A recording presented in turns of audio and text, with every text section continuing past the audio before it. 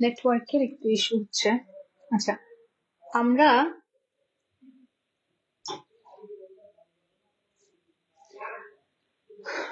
আসসালামু আলাইকুম। আমি ডক্টর সাউদা, আপনাদের আজকের লাইভ সেশনের মেন্টর। ম্যাট্রিক্স একাডেমির পক্ষ থেকে আপনাদেরকে আজকের সেশনে সবাইকে ওয়েলকাম করছি। আমরা ম্যাট্রিক্স একাডেমি থেকে আপনাদের জন্য বেশ কয়েকটা টপিকের উপরে লাইভ সেশন নেওয়ার জন্য চেষ্টা করছি। মেইনলি আমাদের প্রত্যেকবার রেসিডেন্সি বা এফসিপিএস এর যেই ইম্পর্টেন্ট টপিক গুলো থাকে সেগুলোকে একত্র করে সেগুলো থেকে যেই প্রবলেম সলভিং কোয়েশ্চেন গুলো আছে, রিপিটেটিভ কোয়েশ্চেন গুলো আছে, এগুলো আসলে ডিসকাস করা এবং এই কোয়েশ্চেনের উপরে আপনাদের প্রিপারেশনটাকে আরেকটু স্ট্রং করার জন্য এই লাইভ সেশন গুলো আয়োজন করা হয়েছে। আমরা সিরিয়ালি মেডিসিন, সার্জারি, বেসিক ফ্যাকাল্টির বিভিন্ন টপিক নিয়ে অলরেডি অনেকগুলো ক্লাস নিয়েছি, আপনারা গ্রুপে লিংক পেয়েছেন। আজকের যে ক্লাসটা এটা মেইনলি আমাদের মাইক্রোবায়োলজির উপরে। আমরা যারা রেসিডেন্সি বা এফসিপিএস পরীক্ষার রুল গুলো জানি, আমরা জানি যে মেইনলি আমাদের এনি কম্পিটিটিভ এক্সামে মাইক্রোবায়োলজি একটা খুব ইম্পর্টেন্ট মার্ক ক্যারি করে এবং প্রায় 35 to 40 কোয়েশ্চেন্স অন রেসিডেন্সি আমরা পাই হচ্ছে মাইক্রোবায়োলজি থেকে। এখন এখানে সবচেয়ে ইম্পর্টেন্ট যে ইস্যুটা সেটা হচ্ছে যে আপনারা যারা মাইক্রোবায়োলজি কোয়েশ্চেন গুলো ফেস করবেন তারা জানবেন যে জেনারেল ব্যাকটেরিওলজি এবং সিস্টেমিক ব্যাকটেরিওলজি মূলত আমাদের majority portion of questions answer carry করে। তাহলে এক্ষেত্রে আমরা যেটা ট্রাই করব সেটা হচ্ছে গিয়ে জেনারেল ব্যাকটেরিওলজির যে প্রিপারেশনটা, এটাকে খুব সলিড একটা প্রিপারেশন হিসাবে নেওয়ার। তাহলে আমাদের যেটা সুবিধা হবে যে আমরা যখন সিস্টেমিক ব্যাকটেরিওলজিটা পড়বো বা সিস্টেমিক ব্যাকটেরিওলজির যে অ্যান্সার গুলো করবো, জেনারেল ব্যাকটেরিওলজিটা যদি আমাদের ভালো একটা প্রিপারেশন থাকে, আমাদের মোটামুটি সিস্টেমিক ব্যাকটেরিওলজি অনেকটুকু কভার হয়ে যায়। কেন এই কথাটা বলা? কারণ হচ্ছে আপনারা খেয়াল করবেন সিস্টেমিকের যে প্রশ্নগুলো সেগুলোর প্রত্যেকটা স্টেমের মধ্যে জেনারেলের কিছু রিলেভেন্স থাকে।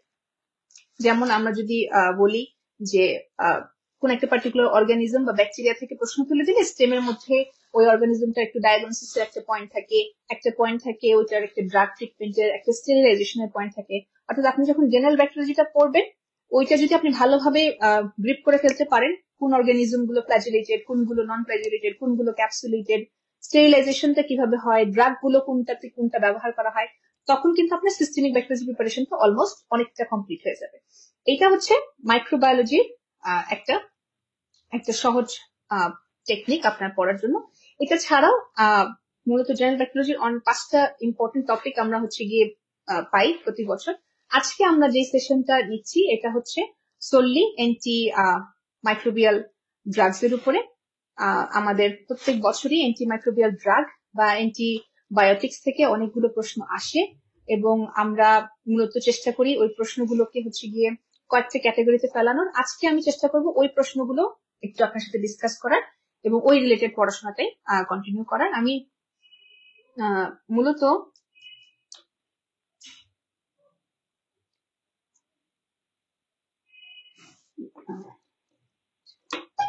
অ্যান্টি ব্যাকটেরিয়াল ড্রাগ থেকে আপনাদের যে টপিকটা আজকে হচ্ছে কি আমরা ডিসকাস করব সেটা হচ্ছে অ্যান্টিবায়োটিক। আমরা অ্যান্টিমাইক্রোবিয়াল ড্রাগটাকে কয়েকটা ক্যাটাগরিতে ভাগ করে থাকি। প্রথমেই মূলত অর্গানিজমের উপর ডিপেন্ড করে এই ক্লাসিফিকেশনটা করি।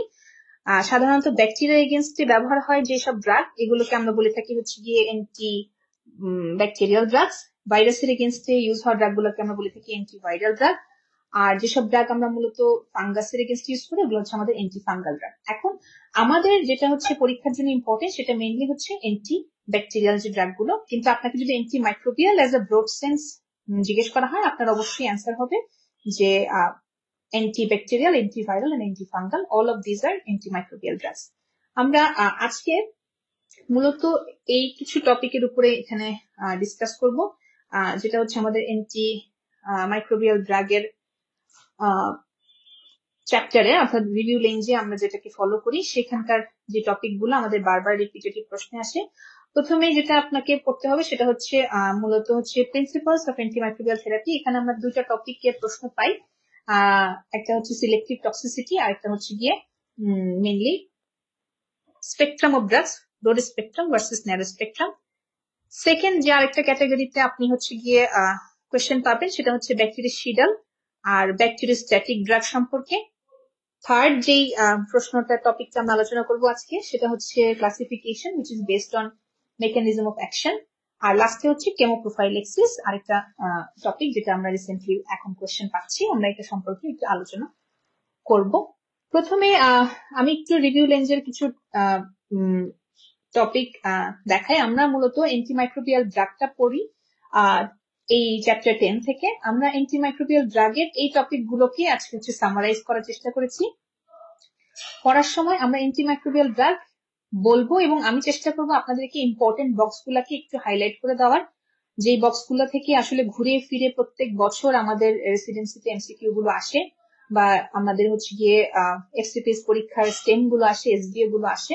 আমি চেষ্টা করবো ওই টপিক গুলোকে একটু হাইলাইট করে দেওয়ার, বক্স গুলোকে একটু হাইলাইট করে দেওয়ার। প্রথমে যেটা নিয়ে কথা বলছিলাম সেটা হচ্ছে প্রিন্সিপালস অফ অ্যান্টিমাইক্রোবিয়াল থেরাপি। আপনারা একটা টার্ম একটু হচ্ছে গিয়ে দেখে ফেলেন। এটা মূলত আমরা যখন একটা ড্রাগের ক্যারেক্টারিস্টিক্স পড়ি আমাদেরকে এটা হাইলাইট করে পড়ানো হয়, সেটা হচ্ছে সিলেক্টিভ টক্সিসিটি। সোজা বাংলায় বললে সিলেক্টিভ টক্সিসিটি মানেই হচ্ছে এমন কিছু মেকানিজম, যে মেকানিজম ব্যবহার করে ড্রাগ আমাদের অ্যান্টিব্যাকটেরিয়াল যে ড্রাগ গুলো এগুলো আমাদের শরীরে কোনো ড্যামেজ না করে সরাসরি মাইক্রো অর্গানিজমের উপরে এফেক্ট করে বা অ্যাকশন করে, এটা হচ্ছে সিলেক্টিভ টক্সিসিটি বলা হয়।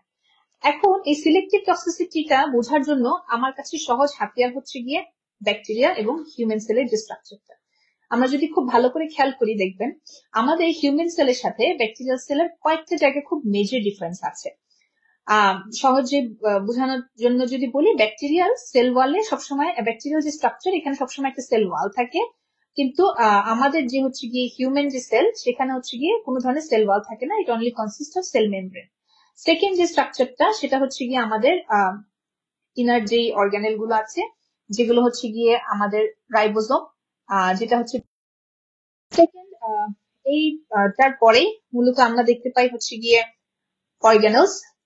অর্গানেলস গুলোর মধ্যেও আমাদের পার্থক্য আছে। অনেক সেলুলার অর্গানেল গুলো হচ্ছে গিয়ে ব্যাকটেরিয়ার ক্ষেত্রে থাকলেও সেই সব অর্গানেল গুলো হচ্ছে গিয়ে আমাদের ওভাবে নাই।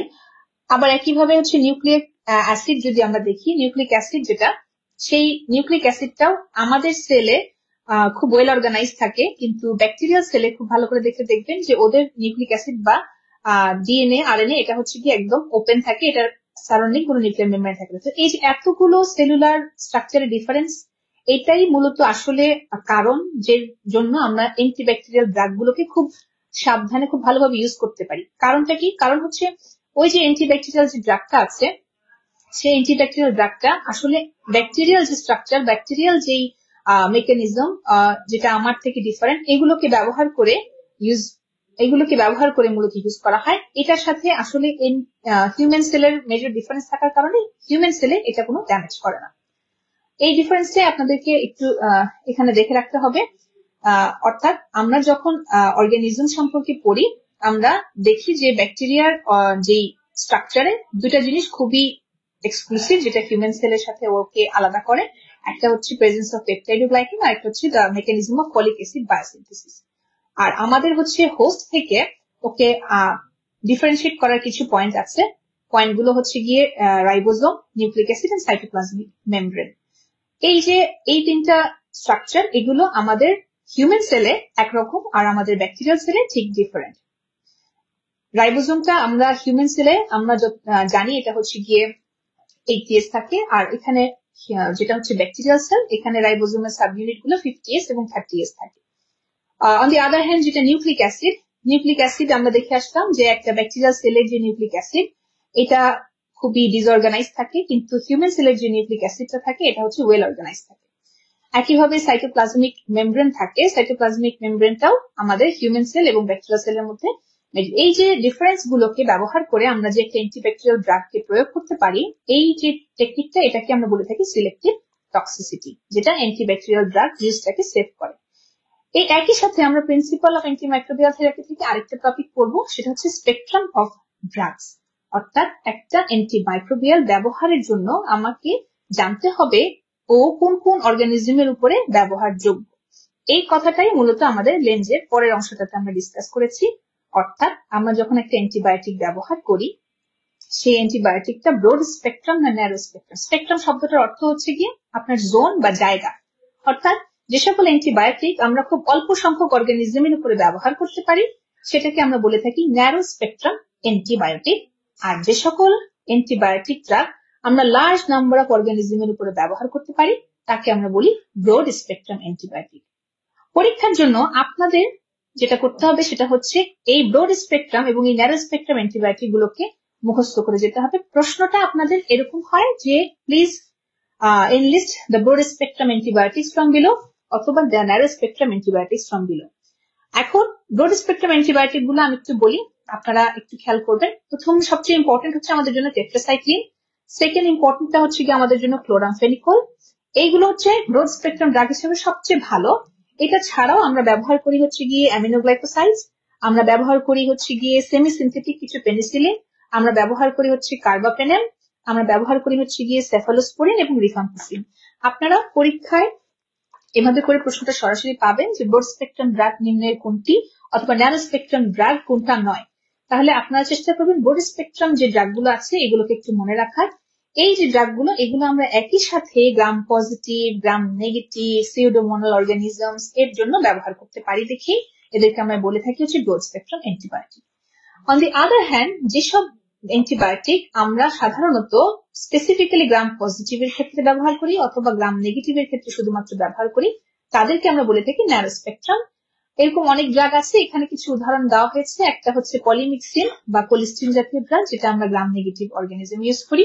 আর গ্রাম পজিটিভ ব্যাকটেরিয়ার ক্ষেত্রে আমরা বেনজাইল, পেনিসিলিন, অক্সাসিলিন, ইরাইথ্রোমাইসিন জাতীয় ড্রাগ গুলো ব্যবহার করি। আপনাদের জন্য সুবিধা হবে ব্রড স্পেকট্রামের যে ড্রাগ কয়টা আছে এই কয়টাকে একটু একসাথে মনে রাখা, তাহলে আমাদের মোটামুটি অর্গানিজমের নাম সহ স্পেকট্রামটাও মনে চলে আসবে। এখন আমাদের পরের যে টপিকটা সেটা হচ্ছে মেইনলি ড্রাগের একটা ক্লাসিফিকেশন। আমরা যখন লেন্সটা সিরিয়ালি একটু পড়বো, দেখবেন প্রিন্সিপালস অফ অ্যান্টিমাইক্রোবিয়াল থেরাপির পরে আপনাদেরকে একটা টপিক দেওয়া হয়েছে, যেটা হচ্ছে ব্যাকটেরিয়াসিডাল এন্ড ব্যাকটেরিওস্ট্যাটিক অ্যাক্টিভিটি। নাম দুটো খুব ভালো করে খেয়াল করে দেখেন, ব্যাকটেরিয়াসিডাল এন্ড ব্যাকটেরিওস্ট্যাটিক। সিডাল শব্দের অর্থই হচ্ছে গিয়ে ডেথ বা কিলিং, আর স্ট্যাটিক মানে হচ্ছে কোনো কিছু স্থির হওয়া বা স্থবির হওয়া।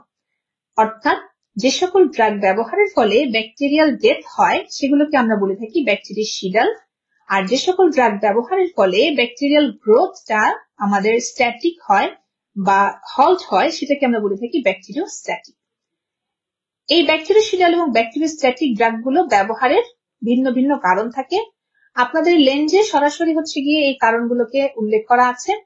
খুব ভালো করে দেখবেন, আমি হাইলাইট করে দিয়েছি দুইটা পয়েন্টকে। ওরা এখানে উল্লেখ করেছে যে ব্যাকটেরিয়াসিডাল ড্রাগগুলো ঠিক তখনই ব্যবহার করা হয় when the condition is immediately life threatening, অর্থাৎ patient is in high critical condition. আরেকটা ওরা উল্লেখ করেছে এমন কোন কন্ডিশন লাইক এন্ডোকার্ডাইটিস যেখানে phagocytosis is limited. Phagocytosis limited হয় এমন কন্ডিশনে আমরা সাধারণত ব্যাকটেরিয়াসিডাল ড্রাগগুলো ব্যবহার করে থাকি। পরীক্ষার জন্য আপনাদের দরকার হচ্ছে এই ব্যাকটেরিয়াসিডাল ড্রাগগুলোর ক্রাইটেরিয়া গুলো জানা এবং ব্যাকটেরিওস্ট্যাটিক থেকে ওরা কেন আলাদা এটা জানা। প্রথমে আমি ব্যাকটেরিয়াসিডাল ড্রাগগুলোর ক্রাইটেরিয়াটা একটু বলি। Basically bactericidal refers to agents that kill the bacteria, অর্থাৎ ব্যাকটেরিয়া কিল করে এমন যে ড্রাগগুলো তাকে আমরা ব্যাকটেরিয়াসিডাল ড্রাগ বলি। এখন আমরা কমন সেন্স হিসাবে বলতে পারি যে যেহেতু এটা কিলিং প্রসেসের সাথে ইকুয়ালি রিলেটেড, সো ব্যাকটেরিয়াসিডাল ড্রাগের যে অ্যাকশন গুলো হবে এটা হবে কমপ্লিটলি ইরিভার্সিবল একটা অ্যাকশন। আর ব্যাকটেরিয়াসিডাল ড্রাগ গুলো মেইনলি কাজ করে ব্যাকটেরিয়ার যে সেল ওয়াল ফরমেশন এটাকে ইনহিবিট করে। আর থার্ড যেটা, এরা কখনো ইমিউন সিস্টেম অফ দ্য হোস্টের সাথে এক হয়ে কাজ করে না, অর্থাৎ ইমিউন সিস্টেমের কোনো রোল কিন্তু ব্যাকটেরিয়াসিডাল ড্রাগের সাথে নেই। এই কথাটা আমি একটু আগে যখন আপনাদেরকে বললাম যে ব্যাকটেরিয়াসিডাল ড্রাগ এমন জায়গায় ব্যবহার করি যেখানে ফ্যাগোসাইটোসিস হওয়া সম্ভব না, মূলত এইটাই ইন্ডিকেট করে যে ব্যাকটেরিয়াসিডাল যখন আমার শরীরে ইমিউন সিস্টেম আর এখানে পার্টিসিপেট করতে পারছি না তখনই আমরা ব্যাকটেরিয়াসিডাল ড্রাগ গুলোকে ইউজ করি। On the other hand, bacteriostatic drug refers to agents that prevents the growth of bacteria. Their action is reversible. অর্থাৎ আমরা এই ব্যাকটেরিয়াসিডাল ড্রাগের মতোই এটা কাজ করে না। এক্ষেত্রে আমরা যদি ব্যাকটেরিয়াস্ট্যাটিক ড্রাগটা উইথড্র করি আমাদের ব্যাকটেরিয়াল গ্রোথটা আবার হচ্ছে গিয়ে ব্যাক করবে। থার্ড যেটা অর্থাৎ আমাদের ডিএনএ রেপ্লিকেশন প্রসেসটা এবং হচ্ছে কি প্রোটিন সিনথেসিস প্রসেসটাকে ইনহিবিট করে কাজ করে যে ড্রাগ, আমরা সেটাকে ব্যাকটেরিওস্ট্যাটিক ড্রাগ বলি। এন্ড ফোর্থ যে কথাটা আমি এতক্ষণ বলছিলাম যে ব্যাকটেরিওস্ট্যাটিক ড্রাগ সবসময় কাজ করে আমার হোস্টের ইমিউন সিস্টেমের সাথে মিলে, অর্থাৎ ওর কাজটা ও কমপ্লিট করে হোস্টের ইমিউন সিস্টেমের সাহায্যে to prevent the growth and reproduction. Bacterial এবং ব্যাকটেরিওস্ট্যাটিক ড্রাগের কম্পারিজনটা এভাবে করে আপনারা একটু মনে রাখবেন। আমাদের জন্য আরেকটা ইম্পর্টেন্ট প্রশ্ন হচ্ছে এদের এক্সাম্পল গুলা একটু ভালো করে খেয়াল করে দেখেন। আপনাদেরকে স্ট্যাটিক ড্রাগ গুলোর নাম এবং সিডাল ড্রাগ গুলোর নাম একটু মনে রাখতে হবে। মনে রাখার কারণটা এইটাই, কারণ পরীক্ষায় আমাদের সরাসরি প্রশ্নটা আসে এইভাবে যে ব্যাকটেরিওসিডাল drug, which of the following are included in the bactericidal group of antibiotics and which of the following are included in bacteriostatic group of antibiotics। তাহলে আমরা চেষ্টা করবো যে কোনো একটা গ্রুপের ড্রাগকে মনে রাখতে, ইদার সিডাল আর স্ট্যাটিক। এটা আপনারা যখন পরবর্তীতে ক্লাসিফিকেশনটা পাবেন তখন আবার দেখবেন, কিন্তু এখন আমরা একটু সিডাল ড্রাগ গুলোকে এখানে নেমোনিক দিয়ে সাজিয়ে রেখেছি আপনাদের সুবিধার জন্য। আপনারা দেখেন খুব ভালো করে খেয়াল করে। Bactericidal group of drugs include vancomycin. It includes aminoglycosides, metronidazole, penicillin, fluoroquinolones and cephalosporins. অর্থাৎ VAMP and FC এই যে 6টা ড্রাগের মধ্যে মূলত আমাদের ব্যাকটেরিয়াল মেজরিটি ড্রাগ পড়ে যায়। সুতরাং আমরা যদি এই 6টাকে মনে রাখি আমরা মোটামুটি সবই পাবো। তার সাথে আপনারা আরেকটা অ্যাড করে নিতে পারেন যেটা এখানে আছে, সেটা হচ্ছে রিফাম্পিন বা রিফাম্পিসিন। মূলত এই ড্রাগগুলোই কাজ করে সরাসরি ব্যাকটেরিয়াল কিলিং মেকানিজমের মধ্য দিয়ে। আমরা চেষ্টা করব ব্যাকটেরিয়াল ড্রাগগুলোর নামটাকে এই একই সাথে পড়ে ফেলার। আমাদের মূলত অ্যান্টিমাইক্রোবিয়াল ড্রাগ চ্যাপ্টারের সবচেয়ে ইম্পর্টেন্ট যে পার্টটা সেটা হচ্ছে ক্লাসিফিকেশন এর এই বক্সটা। আমরা এটাকে প্রায় হচ্ছে 5 স্টার বক্স হিসেবে বলে রাখি, যে প্রত্যেকটা বছর যখন প্রশ্ন আসে ইদার হচ্ছে গিয়ে মেকানিজম থেকে অথবা হচ্ছে গিয়ে ক্লাসিফিকেশন থেকে অথবা হচ্ছে গিয়ে আমাদের ক্যাটাগরি এক্সাম্পল গুলা থেকে, অর্থাৎ কোনো না কোনো একটা থেকে আপনার অ্যান্টিব্যাকটেরিয়াল ড্রাগের চ্যাপ্টারের প্রশ্নটা এই একটা বক্স থেকে আপনার আসবেই। চেষ্টা করা হয় মূলত একটা এই ক্ষেত্র বিশেষে 2টা প্রশ্ন আপনারা পাবেন। আমরা 2021-এর একটা প্রশ্ন, ওখানে প্রায় 18টা কোয়েশ্চেন ছিল আমাদের মাইক্রোবায়োলজি, তার মধ্যে মেজরিটি জেনারেল ব্যাকটেরিওলজি ছিল। 2টা কোয়েশ্চেন রিপিট হয়েছে শুধুমাত্র অ্যান্টিব্যাকটেরিয়াল ড্রাগের এই 4টা থেকে। এটা আমরা হচ্ছে কি এখন একটু ছবির সাহায্যে বোঝার চেষ্টা করবো। প্রথমে আমি একটু দেখাই, মূলত আমাদের ব্যাকটেরিয়াল যে ড্রাগ গুলো এগুলো কাজ করে হচ্ছে কি 3টা ওয়েতে। আমরা একটা ব্যাকটেরিয়াল স্ট্রাকচারকে যখন একটু ফোকাস করব আমরা দেখবো এই স্ট্রাকচারের মধ্যে 3টা অংশ আছে। দ্য আউটারমোস্ট যে অংশটা এটা হচ্ছে একটা ব্যাকটেরিয়াল সেল ওয়াল, আরেকটু ভেতরে আমরা পাবো হচ্ছে একটা ব্যাকটেরিয়াল প্রোটিন সিনথেসিস অ্যাপারেটাস যেটাকে আমরা বলে থাকি রাইবোজোম। আর একদম হচ্ছে ইম্পর্টেন্ট আরেকটা অংশ হচ্ছে আমাদের ব্যাকটেরিয়াল যে nucleic acid synthesis, nucleic acid যে ম্যাটেরিয়াল গুলো আছে। অর্থাৎ একটা অ্যান্টিবায়োটিক বা একটা অ্যান্টিমাইক্রোবিয়াল ড্রাগ যখন কাজ করে ও সেপারেটলি 3টা ডিফারেন্ট মেকানিজমে কাজ করে। আমরা একটা একটা করে এখন দেখাই। প্রথমে যেটা সেটা হচ্ছে গিয়ে একটা ব্যাকটেরিয়াল সেল ওয়ালের ফাংশনকে ইনহিবিট করা।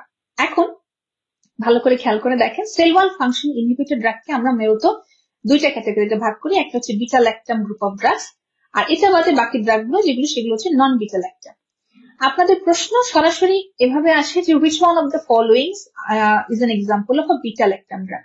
এই যে বিটা ল্যাকটাম শব্দটা সিগনিফাই করে এই সব ড্রাগ গুলো যাদের স্ট্রাকচারে বিটা ল্যাকটাম রিং এর উপস্থিতি দেখা যায় তাদেরকে আমরা বিটা ল্যাকটাম ড্রাগ বলি। তাহলে খেয়াল করেন, পেনিসিলিন, সেফালোস্পোরিন, কার্বাপেনেম এবং মনোব্যাকটাম এই 4টা গ্রুপের যে ড্রাগ গুলো আছে এগুলো মূলত আমাদের ইনক্লুডেড হচ্ছে as a beta lactam drug. অর্থাৎ এদের প্রত্যেকের স্ট্রাকচারে বিটা ল্যাকটাম রিং বলতে একটা স্ট্রাকচার থাকে, তার সাথে অ্যাডিশনাল আরো মডিফিকেশন থাকতে পারে, কিন্তু বেসিক্যালি ওদের সবার স্ট্রাকচারে এই ড্রাগটা থাকে, এই রিংটা থাকে।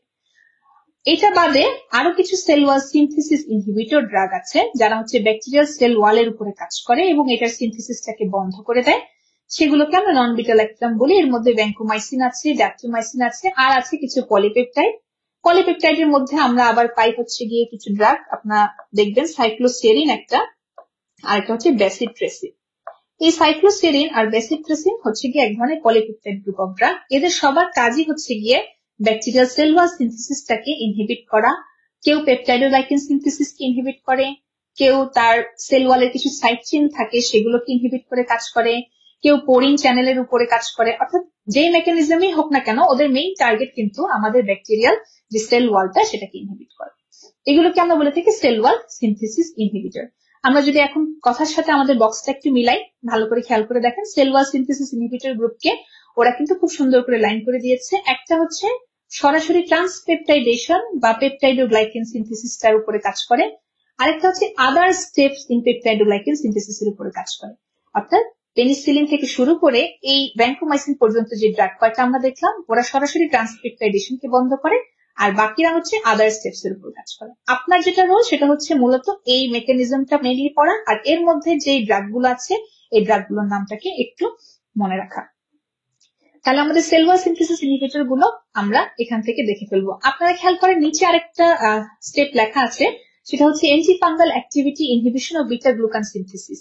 এটা মূলত আমরা অ্যান্টি ব্যাকটেরিয়াল ড্রাগ এর চেয়ে বেশি মূলত অ্যান্টি ফাঙ্গালের ক্ষেত্রে পাই। যেহেতু আমরা অ্যান্টি মাইক্রোবিয়াল নিয়ে পড়ছি, তাই সেখানে অ্যান্টি ফাঙ্গাল ড্রাগের একটা মেকানিজমও এখানে দেখানো হয়েছে। বিটা গ্লুকান হচ্ছে ফাঙ্গাসের সেল ওয়ালের একটা অংশ। এই বিটা গ্লুকানকে সিনথেসিস বন্ধ করে যে ড্রাগ গুলো আছে সেটাকে এই গ্রুপের মধ্যে ইনক্লুড করা হয়েছে। এখানে এক্সাম্পল হচ্ছে ক্যাসপোফানজিন। আমরা চলে আসি আমাদের সেকেন্ড ইম্পর্টেন্ট মেকানিজম, সেটা হচ্ছে প্রোটিন সিনথেসিস। অর্থাৎ সেল ওয়ালকে সিনথেসিস বন্ধ করার পরে প্রোটিন সিনথেসিস উপরও কাজ করে এমন কিছু ড্রাগ আমরা জানবো। একটু আগে বলেছি ব্যাকটেরিয়াল রাইবোজোম কিন্তু দুইটা সাব ইউনিট নিয়ে তৈরি, একটা হচ্ছে 50S আর একটা হচ্ছে 30S।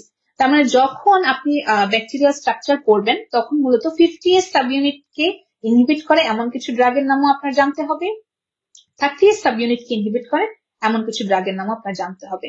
মূলত 30S সাব ইউনিটকে ইনহিবিট করে কাজ করে আমাদের অ্যামাইনোগ্লাইকোসাইড, টেট্রাসাইক্লিন, ট্রিগ্লিসাইক্লিন জাতীয় ড্রাগ। আর 50S সাব ইউনিটকে ইনহিবিট করে কাজ করে ম্যাক্রোলাইডস, ক্লিন্ডামাইসিন, লিনেজোলিড, ক্লোরামফেনিকল এবং স্ট্রেপ্টোগ্রামিন জাতীয় drug.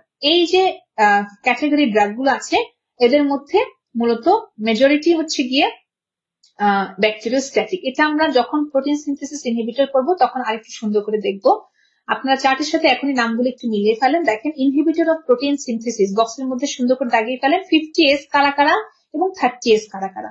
50S ribosomal sub unit inhibitor এই চারটা ড্রাগ একটু আগে দেখানো হলো, লিনেজোলিড, একটা হচ্ছে ক্লিন্ডামাইসিন, একটা হচ্ছে ইরাইথ্রোমাইসিন, আর একটা হচ্ছে ক্লোরামফেনিকল। আর 30S ইনহিবিটর খালি দুইজন আছে, সেটা হচ্ছে টেট্রাসাইক্লিন এবং অ্যামিনোগ্লাইকোসাইডস গ্রুপের যে ড্রাগ গুলো আছে। অর্থাৎ এরা মূলত ব্যাকটেরিয়াল রাইবোজোমের 50S এবং 30S সাব ইউনিটের সাথে বাইন্ড করে। বাইন্ড করার পরে ব্যাকটেরিয়ার যে রাইবোজোমাল বা আরএনএ বা ট্রান্সফার আরএনএ এগুলোর অ্যাক্টিভিটিকে ওরা হ্যাম্পার করলে তখন অটোমেটিক্যালি ব্যাকটেরিয়াল যে প্রোটিন সিনথেসিস মেকানিজম গুলো বন্ধ হয়ে যায় এবং ultimately bacteria fails to grow. তখন আমাদের ব্যাকটেরিয়াটা আর গ্রোথ হতে পারে না। তাহলে এটা হচ্ছে আমাদের সেকেন্ড গ্রুপ অফ মেকানিজম। আর থার্ড যে ইম্পর্টেন্ট মেকানিজমটা হচ্ছে আমাদের জন্য সেটা হচ্ছে নিউক্লিক অ্যাসিড সিনথেসিস ইনহিবিটর। আমরা ব্যাকটেরিয়ার যে নিউক্লিক অ্যাসিডকে দেখেছি এটা হচ্ছে খুবই নন ওয়েল অর্গানাইজড, অর্থাৎ এর মধ্যে আমাদের যে নিউক্লিক ম্যাটেরিয়াল গুলো থাকে এগুলো ডিসঅর্গানাইজ থাকে। এর দুইটা অংশ থাকে, ইদার ডিএনএ বা আরএনএ, ডিএনএ আর আরএনএ, আর সাথে থাকে হচ্ছে কি প্রিকার্সর কিছু অংশ অর্থাৎ ফলেট, যেটা হচ্ছে আমাদের নিউক্লিক অ্যাসিডের সাথে অ্যাসোসিয়েটেড। তাহলে আপনি যখন নিউক্লিক অ্যাসিড সিনথেসিস ইনহিবিটর পড়বেন আপনি দেখবেন সবগুলোকে ইনহিবিট করার মতো ড্রাগ আছে, ডিএনএ ইনহিবিটর, ফলেট ইনহিবিটর, এবং এর সাথে আরেকটা এক্সট্রা গ্রুপ আপনারা দেখবেন ফ্রি রেডিক্যাল ক্রিয়েটিং গ্রুপ। এটা আমরা আলাদা ডিসকাস করবো। আমি আপনাদেরকে মেইনলি এই বক্সে কনসেন্ট্রেট করতে বলতে চাচ্ছি। এখানে তিনটা ক্যাটাগরির আপনারা পাবেন ড্রাগ। একটা হচ্ছে ডিএনএ সিনথেসিস ইনহিবিটর, একটা হচ্ছে আরএনএ সিনথেসিস ইনহিবিটর, আরেকটা হচ্ছে নিউক্লিওটাইড সিনথেসিস বা প্রিকার্সর সিনথেসিস যারা করে তাদের ইনহিবিটর। নামগুলো আপনারা সাথে সাথে খেয়াল করেন। মূলত প্রিকার্সর বা নিউক্লিওটাইড সিনথেসিস ইনহিবিটর যে ড্রাগ গুলো আছে ওদেরকে আমরা আরেকটা ভাবে নামকরণ করি, সেটা হচ্ছে গিয়ে ফলেট ইনহিবিটর যে ড্রাগ গুলো।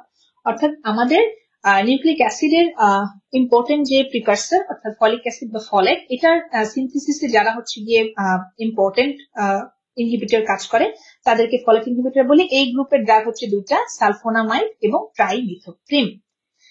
সেকেন্ড যে গ্রুপটা অর্থাৎ ডিএনএ সিনথেসিসকে ইনহিবিট করে, এরা মূলত ডিএনএ জাইরেস নামক একটা এনজাইম আছে তাকে ইনহিবিট করে কাজ করে। এই গ্রুপের ড্রাগের মধ্যে আমরা কুইনোলন অর্থাৎ সিপ্রোফ্লক্সাসিন, ড্যাটিক, ফ্লক্সাসিন, গেমিফ্লক্সাসিন, নরফ্লক্সাসিন এই ড্রাগ গুলোকে আমরা কুইনোলন গ্রুপে পাবো।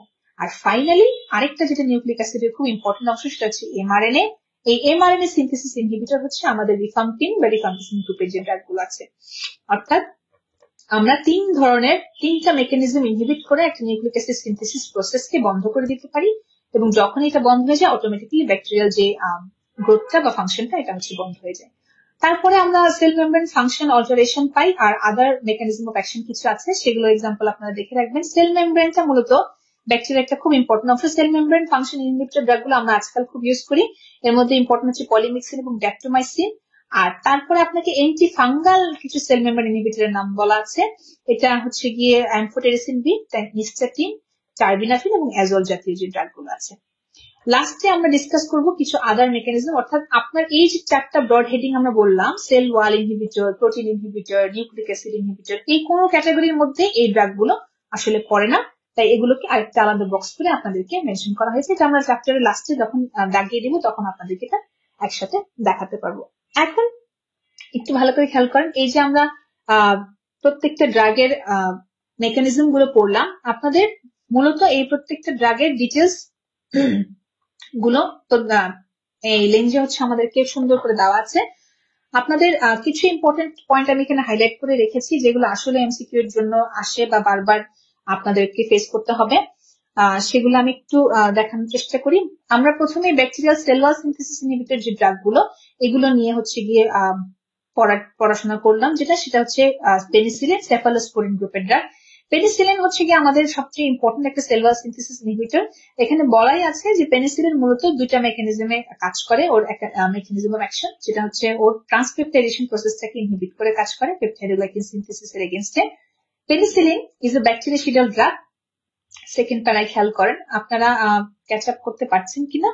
আমরা লেঞ্জ রিভিউ এর চ্যাপ্টার 10 অর্থাৎ আমাদের অ্যান্টিমাইক্রোবিয়াল ড্রাগের যে চ্যাপ্টার, এখান থেকে চেষ্টা করছি আমাদের যে অ্যান্টিব্যাকটেরিয়াল যে ড্রাগগুলো আছে এগুলোর ইম্পর্টেন্ট পয়েন্ট গুলোকে একটু হাইলাইট করতে। প্রথমে আমরা সেল ওয়াল সিনথেসিস ইনহিবিটর গ্রুপটা নিয়ে আলোচনা করছি এবং পেনিসিলিন ড্রাগটাকে নিয়ে আলোচনা করছি। দেখেন এখানে সুন্দর করে লেখা আছে যে penicillin is bactericidal, it kills cells only when they are growing, এবং penicillin, cephalosporin both are called beta lactam drugs। এবং এখানে পেনিসিলিনের তিনটা ডিসঅ্যাডভান্টেজ ওরা হাইলাইট করেছে।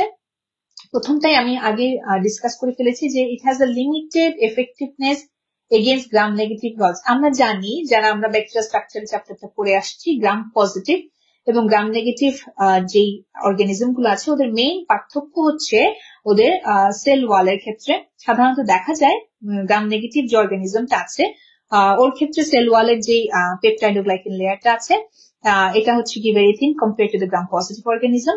তাহলে সেক্ষেত্রে আমরা পেনিসিলিনকে খুবই লিমিটেড এফেক্টিভনেস দেখতে পাই against the gram negative roads.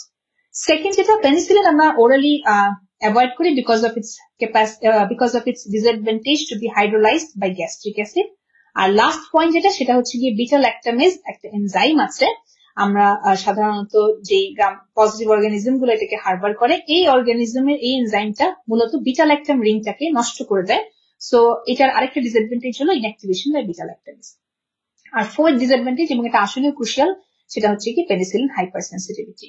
আমরা হচ্ছে গিয়ে কিছু পয়েন্ট গুলোকে হাইলাইট করে দেওয়ার উদ্দেশ্য হচ্ছে আসলে আমাদের এইগুলো রিপিটেটিভলি আমরা স্টেমে পাই এবং আমাদেরকে আসলে পড়ার সময় এগুলোকে একটু আলাদা করে পড়তে হবে। একটা বক্স আপনারা দেখবেন টেবিল 10.3, সেটা হচ্ছে সিলেক্টেড পেনিসিলিনের অ্যাক্টিভিটি গুলোকে এখানে হাইলাইট করা হয়েছে। আপনারা মূলত খেয়াল করবেন সিউডোমোনাস বা অ্যান্টি সিউডোমোনাল পেনিসিলিন এবং যেটা হচ্ছে কি আমাদের টেকেরাসিলিন জাতীয় ড্রাগ যেগুলো আছে সেগুলো হচ্ছে আমরা অ্যান্টি সিউডোমোনাল ড্রাগ হিসেবে ইউজ করতে পারি। এটা একটা ইম্পর্টেন্ট পয়েন্ট। আর পেনিসিলিনের ক্ষেত্রে আরেকটা যেটা খুব ইম্পর্টেন্ট অংশ, সেটা হচ্ছে আমাদের প্রত্যেকটা পেনিসিলিনের যে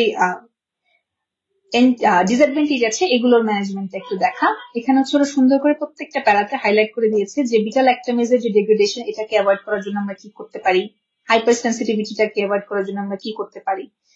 আচ্ছা, পেনিসিলিনের পরে আমাদের বিটা ল্যাকটাম ড্রাগের যেটা second category and one of the most important category of drug হচ্ছে সেফালোস্পোরিন।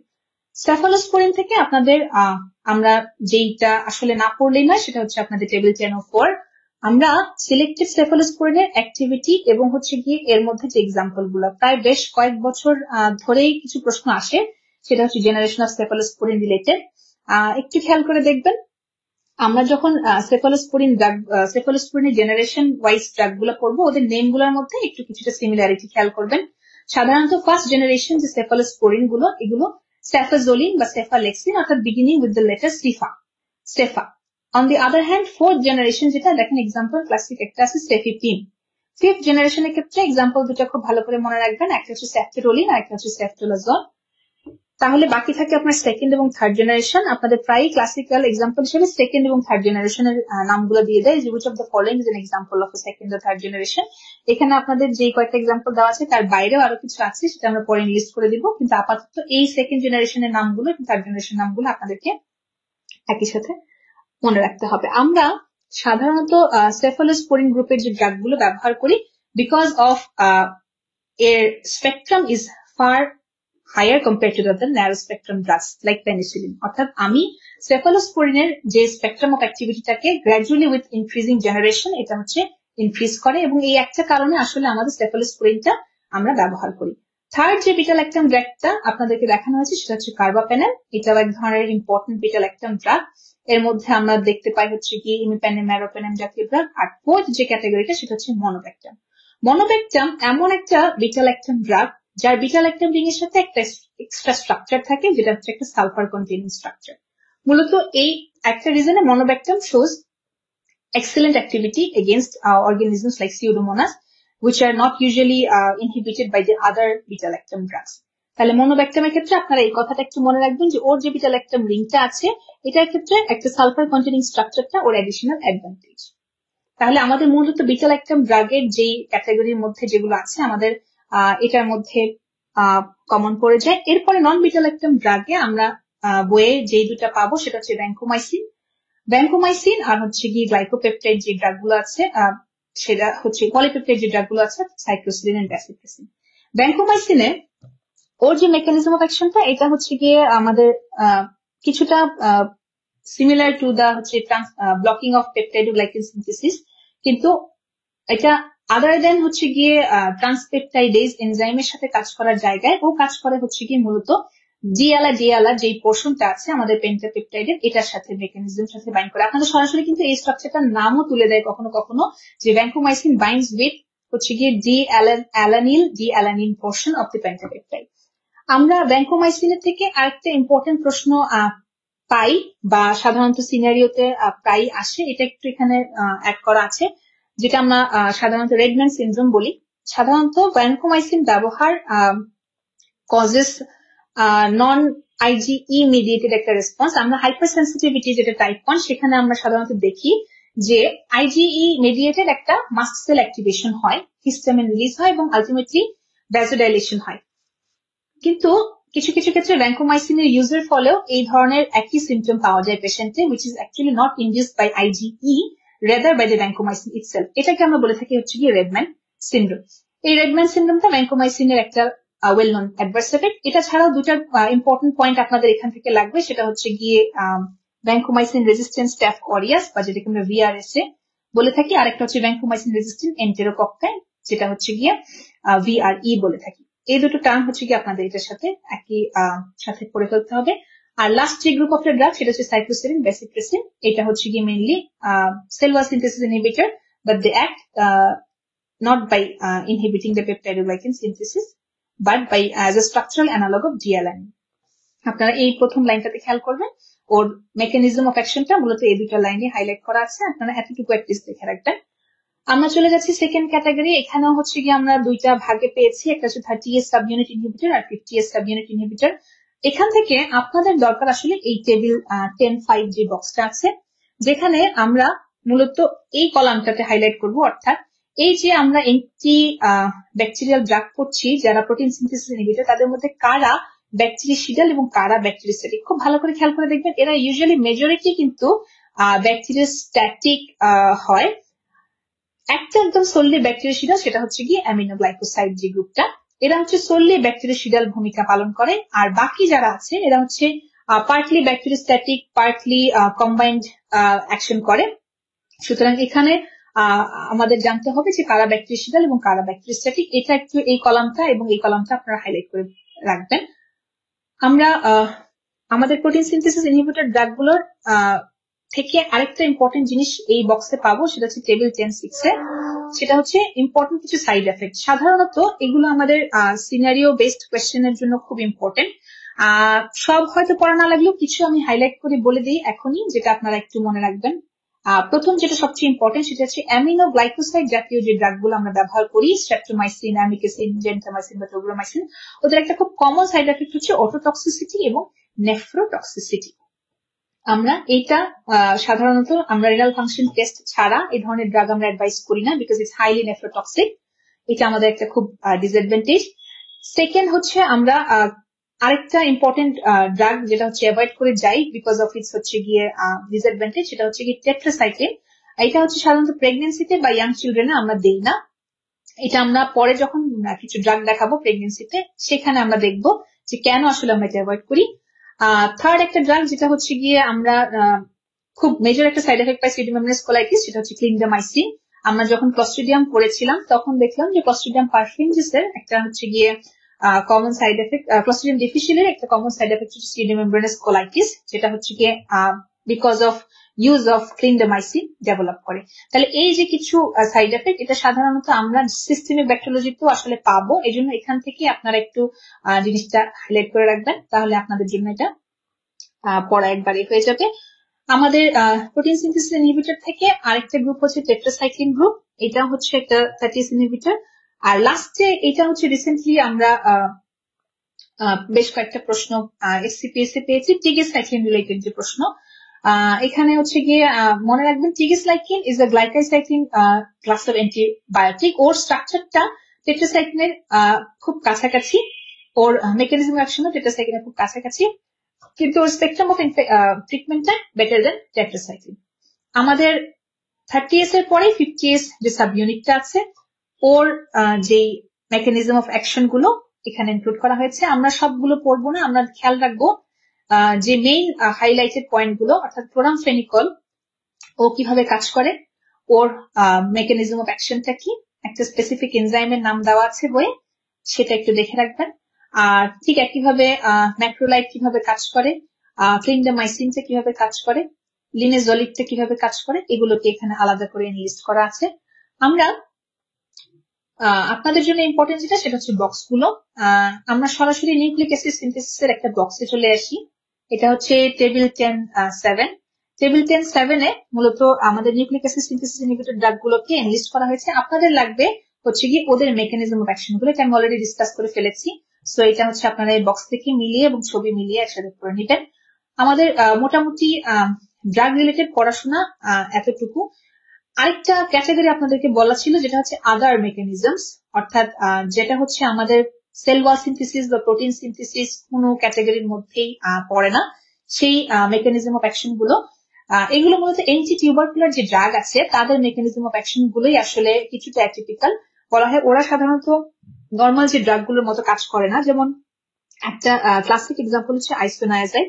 আইসোনায়াজাইড পার্টিকুলারলি টিউবারকুলার যে অর্গানিজম গুলো আছে, ওদের ওয়ালে মাইকোলিক অ্যাসিড থাকে, সেই মাইকোলিক অ্যাসিড সিনথেসিসকে ইনহিবিট করে কাজ করে। দ্যাটস ওয়াই এটা হচ্ছে specific for mycobacteria. Metronidazole on the other hand, ওর মেকানিজমটা mainly active against the anaerobic organisms. Okay একটা ইলেকট্রন সিঙ্ক বলা হয়, ও ইলেকট্রন অ্যাকসেপ্টর হিসেবে কাজ করে। তাহলে ওদের যে মেকানিজমটা আসলে different from the other mechanism. এর জন্য ওই বক্সটা যখন পড়বেন তখন আসলে এই ড্রাগ গুলো মিস হয়ে যাবে। আপনারা চেষ্টা করবেন বক্সটা পড়ার পরে এই ড্রাগ গুলোকে এখান থেকে আলাদা করে এই হাইলাইটেড পয়েন্ট গুলো, যেমন ইথামবিউটলটা শুধুমাত্র অ্যারাবিনো গ্যালাকটিন যে পোর্শনটা আছে সেটার সিনথেসিসটাকে ইনহিবিট করে। একইভাবে পাইরিজিনামাইড হচ্ছে ফ্যাটি অ্যাসিড সিনথেসিসকে ইনহিবিট করে। এভাবে করে আলাদা আলাদা মেকানিজম হচ্ছে এই চারটা অ্যান্টি টিউবারকুলার ড্রাগে আমরা পাই।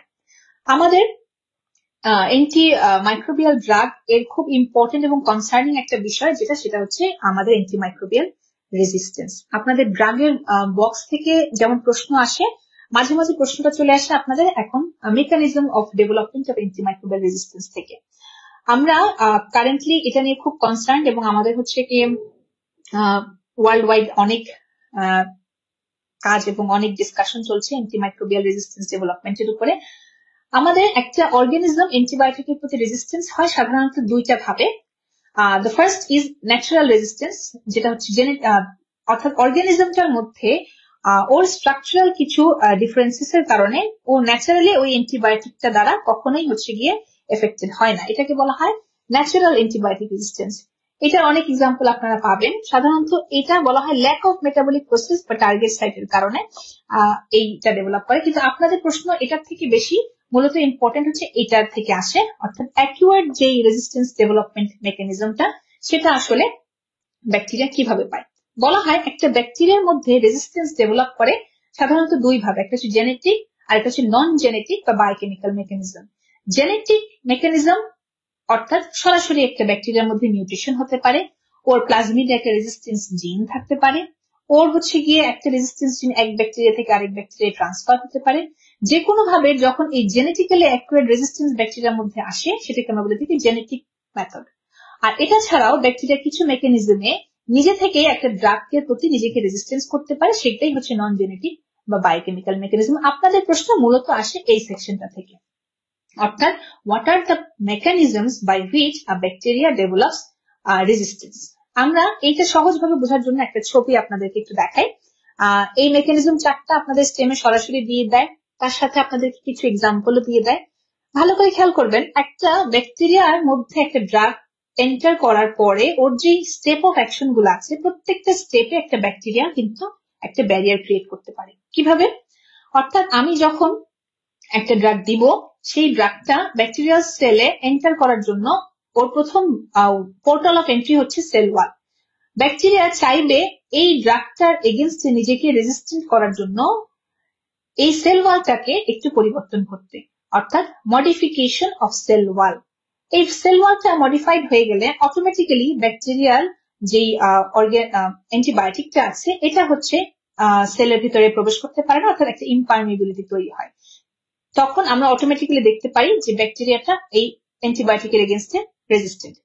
This is one of the most important mechanism of actions, যেটা দিয়ে হচ্ছে রেজিস্ট্যান্স ডেভেলপ করে, এবং এটা আমরা সাধারণত বিটা ল্যাকটাম যে ড্রাগ গুলো আছে ওদের ক্ষেত্রেও আমরা দেখতে পাই এই প্রসেসে মেকানিজম রেজিস্ট্যান্সটা ডেভেলপ করে।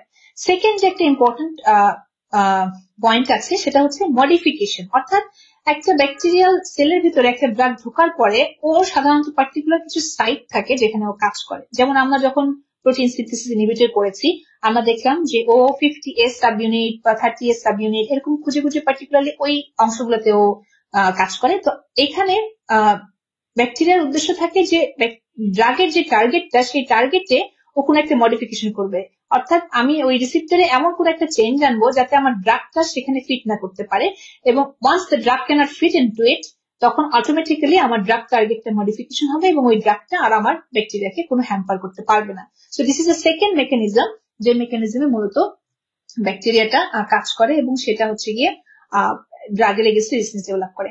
Third another most important mechanism হচ্ছে আমরা বলি ইনঅ্যাক্টিভেশন, অর্থাৎ আমার ব্যাকটেরিয়া কর্তৃক এমন কিছু মেকানিজম তৈরি হবে যেটা ব্যাকটেরিয়ার ভিতরে ড্রাগটা প্রবেশের সাথে সাথে সেই ড্রাগটাকে ইনঅ্যাক্টিভেট করতে সক্ষম হবে। কিরকম ভাবে?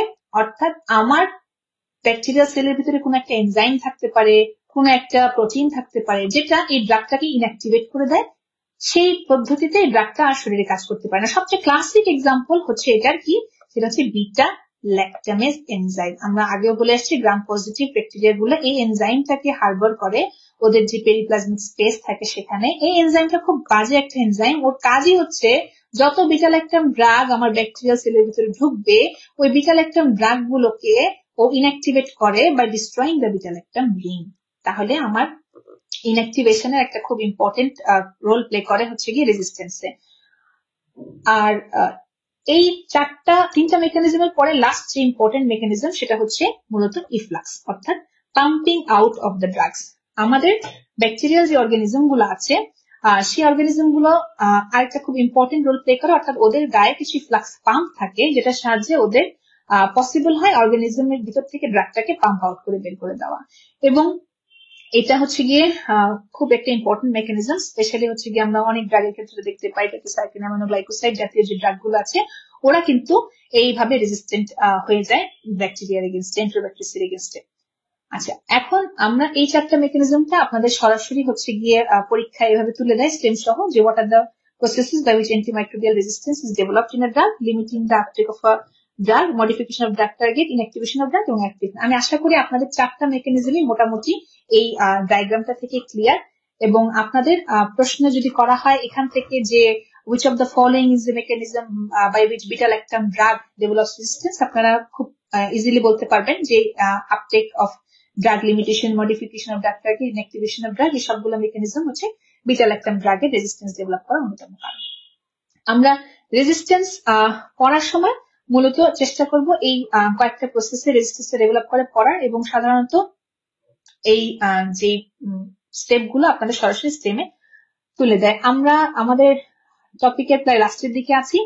আমরা এখানে লেঞ্জের লাস্ট দুটো টপিক একটু বলে ফেলি। সেটা হচ্ছে এখন রিসেন্টলি প্রশ্ন আসে যেগুলো থেকে, একটা হচ্ছে কেমোপ্রোফাইলেক্সিস আর একটা হচ্ছে প্রোবায়োটিক্স।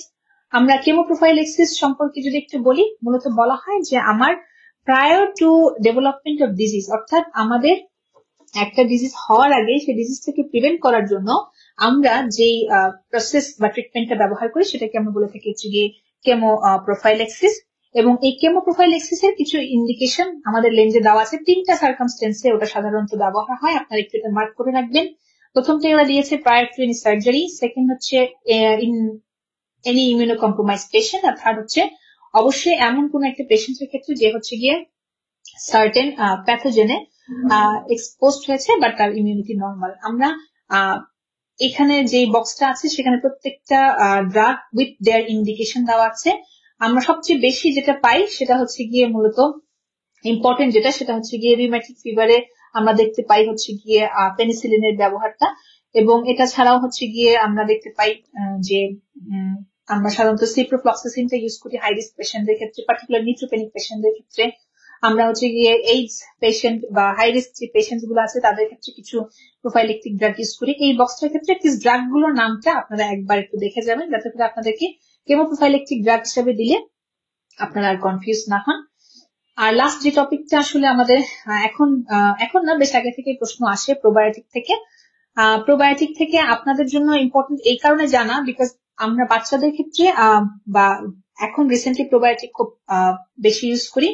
শব্দটা একটু ভালো করে খেয়াল করেন, অ্যান্টিবায়োটিক আমরা এতক্ষণ পড়ছিলাম, কিন্তু এটা হচ্ছে প্রোবায়োটিক, অর্থাৎ ইন ফেভার অফ বায়োটিক্স।